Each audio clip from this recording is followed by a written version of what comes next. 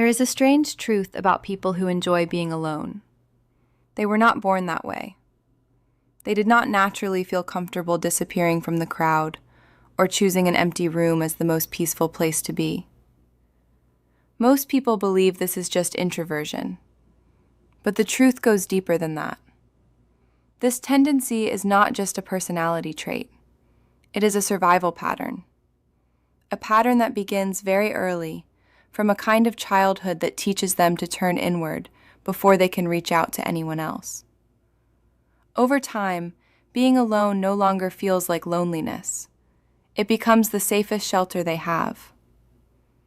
So, what kind of childhood did they go through that made being alone become the shield that protects them in the present? Welcome back to Simplify Psychology. In this video, we will break down 6 hidden psychological traces from childhood that explain why some people feel safer alone than they do around other people. Watch until the end, because you may realize that the silence you have carried for so long has a completely different meaning. Trace 1. Insecure attachment. When a child feels scared, their instinct is to run straight to their caregiver. In an ideal environment, the adult opens their arms and comforts them.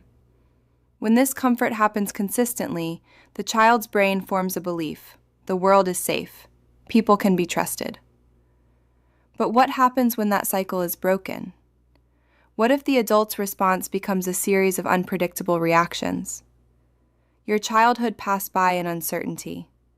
Some days your parents were cheerful, warm, and made you feel deeply loved. But on other days, they became distant, cold, irritable, or ignored you for no reason. Yesterday, spilling a glass of water was just a funny little accident. Today, the same action gets you a full-blown storm. You never knew which version of them you were going to get that day. You had to constantly read the adults' faces. When this condition goes on for too long, your young brain is forced to draw a conclusion in order to protect itself. Connection is a risk. In psychology, this is called then insecure attachment style. When love comes with unpredictability, you lose the instinct to run toward others for protection. You begin to step back, not because you hate people, but because placing your trust in someone who can change their attitude at any moment feels too dangerous. As you grow up, this shapes the entire way you function in relationships. You can still communicate well and work effectively, but deep down, you always keep an invisible distance. You set an unspoken boundary that absolutely no one is allowed to cross. And you feel most at peace when you are alone. Why? Because solitude gives you the thing your childhood longed for: stability. Solitude does not suddenly change its attitude. It never breaks its promises. When you are alone, you are in full control. That silence is not an escape from the world, but the only consistency your brain knows it can trust. Trace 2. Invisible emotions. Some childhood wounds do not come with beatings or explosive arguments. They are much more subtle. They come from empty spaces, more specifically from the absence of understanding. In psychology, this is an extremely quiet wound called childhood emotional neglect, or CEN. Unlike abuse, CEN is not about what adults did to you, but about what they did not do. Your family may have been well off. You may have had enough food, warm clothes, and gone to a top school. From the outside, you had a perfect childhood. But in the emotional world, you were an orphan. It happens through very small moments. When you cried because of something unfair at school, the adults brushed it off. You're crying over that? Stop it right now. When you tried to explain your fear, you got a dismissive wave of the hand. What does a kid even know about worrying? When you brought home an achievement, excited to show it off, all you got was a half-hearted nod.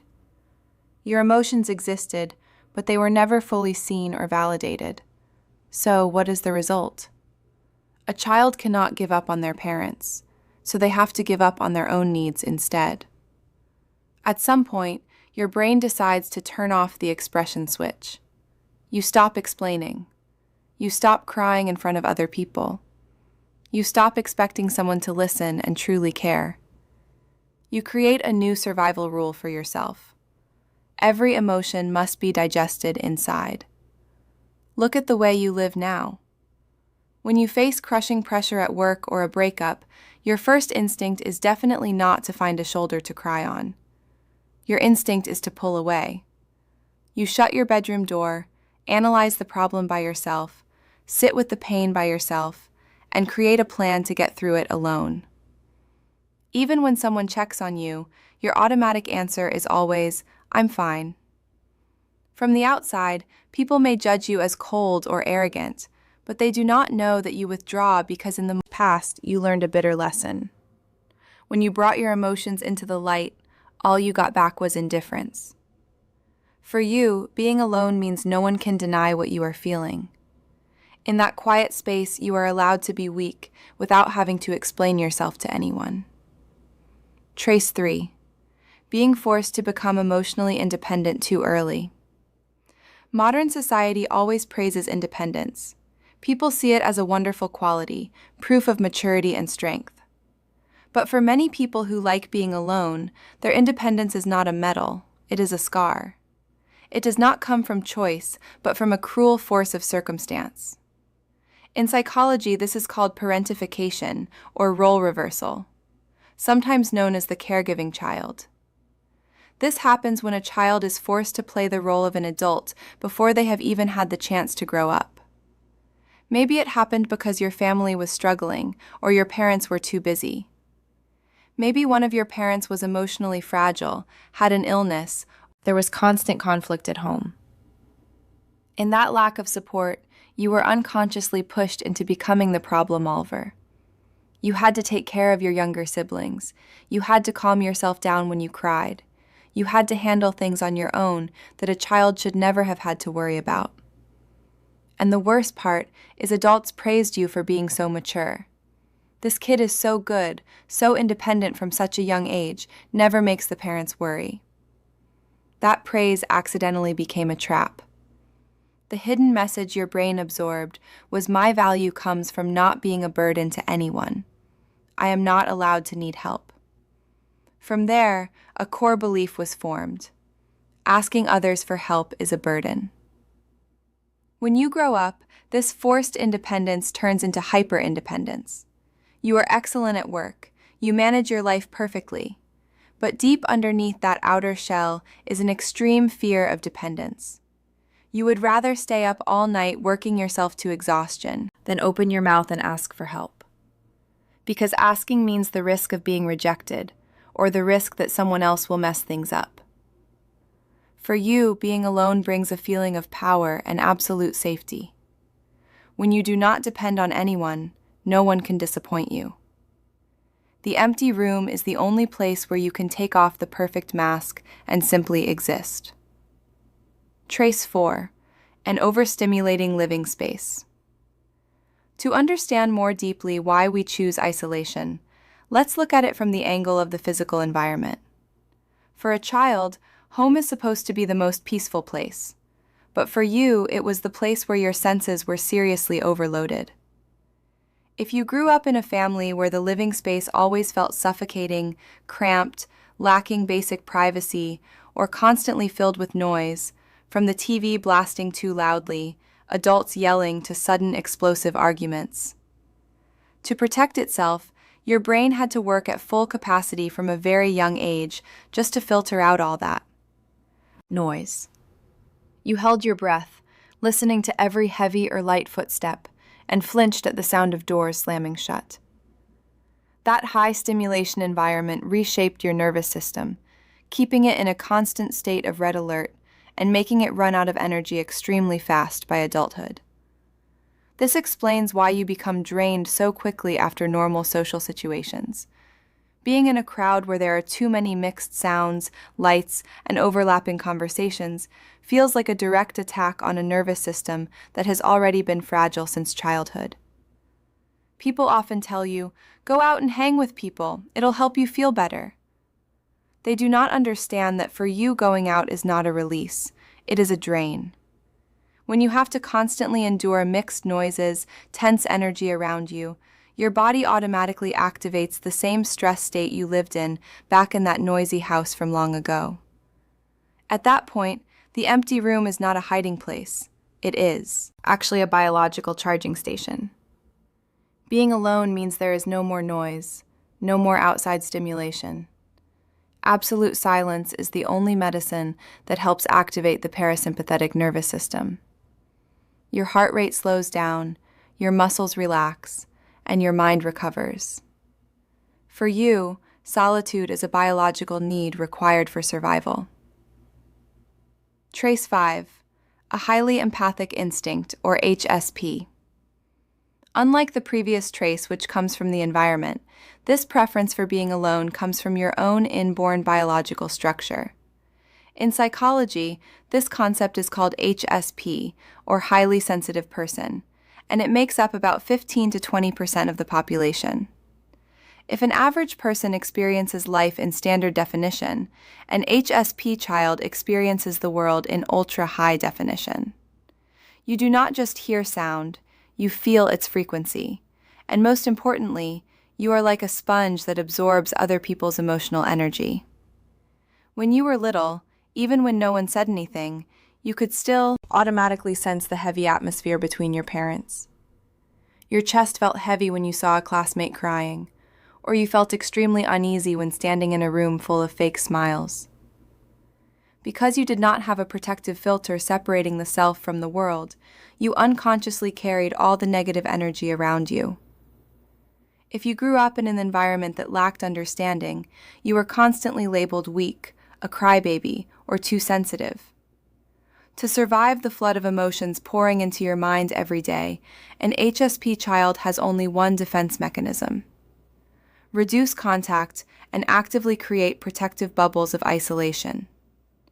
This creates a very common pattern in adulthood. You may communicate very well, have extremely high empathy, and be a wonderful emotional support for your friends. But right after that, you fall into a state of social hangover. You feel a strong need to disappear immediately. You separate yourself not because you hate people, but because your mental capacity has hit 100% overload after absorbing too much outside energy. Solitude at that point becomes a process of emotional cleansing. It helps you wring out your sponge, redraw the boundary between yourself and the world, and protect the wholeness of your mind. Trace 6, transactional love, or the burden of conditional love. Try to remember, was your childhood always full of praise? You were an excellent student, a well-behaved child, the pride of the whole family. From the outside, you looked like the perfect model. But deep inside, your brain quietly recorded a very cruel rule. Love is not something freely given. It is a kind of transaction. You realized that adults only smiled when you brought home an A. They only hugged you when you behaved perfectly in front of guests. But the moment you failed, made a mistake, or showed weakness, that warmth disappeared instantly, replaced by disappointed sighs or terrifying coldness. The love you received came with one core condition. You had to always be excellent, or at least you had to always be useful. So, what is the result of this training? It turns you into an adult with people-pleasing tendencies. In your subconscious mind, the presence of other people equals a stage. When people are around, you automatically flip on your performance switch. You tense up to scan what they need, guess what they want to hear, and force yourself to play a perfect role so no one will judge you or leave you. And that is the real reason you crave being alone. Being alone is not because you hate people. Being alone is the only moments of the day when you are allowed to step down from the stage. The empty room is the only place where you are allowed to turn off the switch. In that solitude, no one demands that you be perfect. No one takes back their love. Just because you are tired. For the first time, you are allowed to breathe, allowed to be a mess, and allowed to simply be yourself. When we place all 6 traces side by side, insecure attachment, invisible emotions, forced independence, nervous system overload, high sensitivity, and transactional love. A completely new picture begins to appear. It breaks the labels of introverted or hard to approach that society casually puts on you. The truth is, you were not born wanting to push the world away. You adapted into someone like that because at some point in the past, being alone gave you absolute safety. It was safer than being ignored, safer than being misunderstood, safer than hoping for something only to end up disappointed again. Your mind did something incredibly brilliant. It protected you. And that is something you need to acknowledge in yourself. There is nothing wrong with you. You are not broken. You have not lost the ability to love or connect. You are simply someone who had to learn how to survive emotionally without any support system other than yourself. That kind of independence takes extraordinary strength. But here's the trade-off. The shield that once protected you from pain in the past has now become the wall that keeps you from receiving good things in the present. When you build a system where you do not need anyone, you also accidentally take away the chance for truly sincere people to enter your life.